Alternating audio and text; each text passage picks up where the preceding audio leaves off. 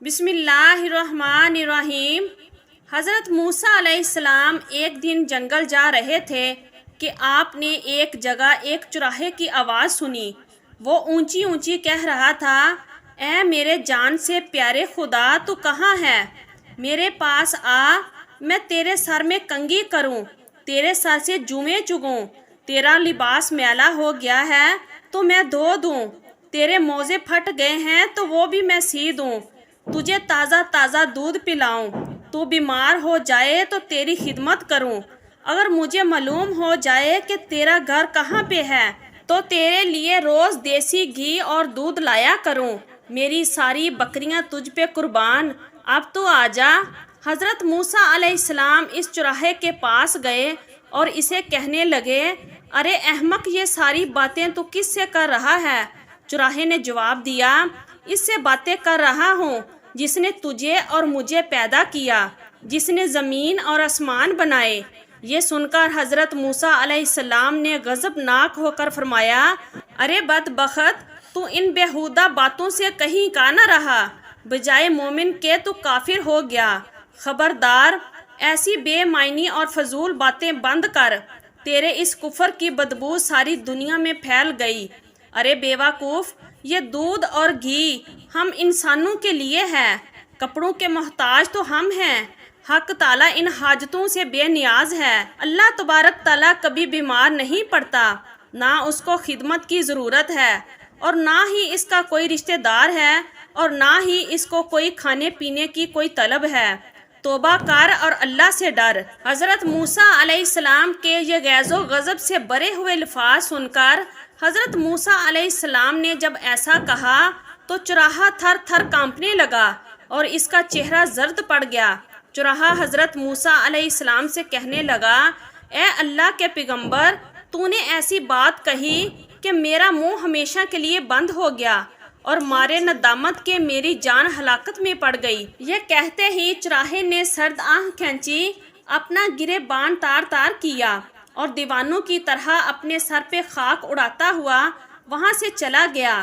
اس کے بعد حضرت موسیٰ علیہ السلام اللہ تبارک تعالیٰ سے ملاقات کے لیے کوہ طور پہ گئے، اور اللہ پاک نے فرمایا، اے موسیٰ، تو نے ہم سے ہمارے بندے کو جدا کیوں کیا؟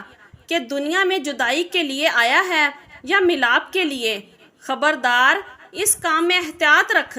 ہم نے اپنی مخلوق میں ہر شخص کی فطرت الگ الگ بنائی ہے، اور ہر فرد کو دوسروں سے جدا عقل بخشی ہے۔ جو بات ایک کے حق میں اچھی ہے وہ دوسرے کے حق میں بری ہے۔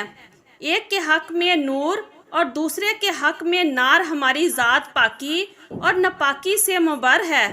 اے موسیٰ، یہ مخلوق ہم نے اس لیے پیدا نہیں فرمائی کہ اس سے ہماری ذات کو کوئی فائدہ پہنچے، اس کو پیدا کرنے کا مقصد یہ ہے کہ اس پر ہم اپنے قلوت کی بارش کریں۔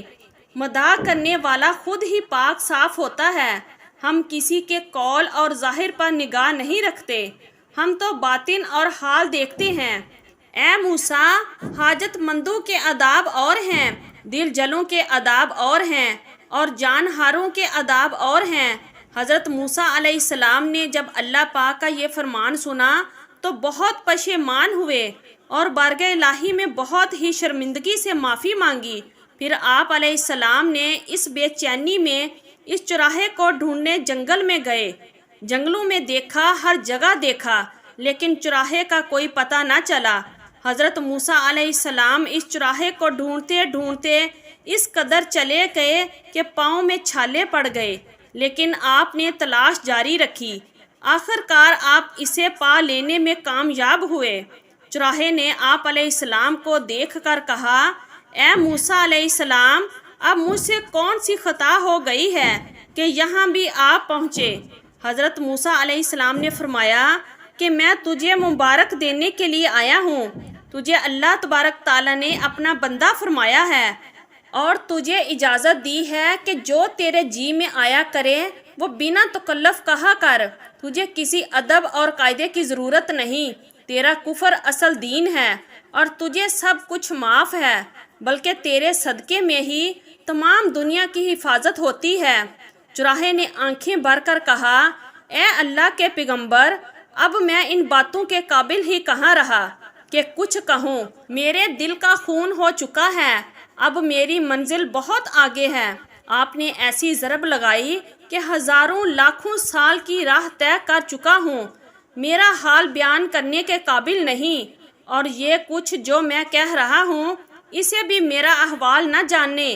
سبحان اللہ، یہ تو شان ہے ہمارے پیارے پروردگار کی کہ ہم نادانی میں بھی کوئی ایسی بات کہیں جو شرک میں ہو تو اللہ پاک اسے بھی قبول کرتا ہے۔ سبحان اللہ، بے شک اللہ پاک 70 ماؤں سے بھی زیادہ محبت کرنے والا ہے۔ ناظرین، آج کی ویڈیو اچھی لگی تو چینل کو سبسکرائب کر کے جائیے گا، اور ہمارے چینل پر اس طرح کی اسلامک ویڈیوز اپلوڈ کی جاتی ہیں۔ مزید ویڈیو کو دیکھنے کے لیے ہمارے چینل کو سبسکرائب کر لیں اور ویڈیو کو بھی لائک کیجیے۔ شکریہ، اللہ حافظ۔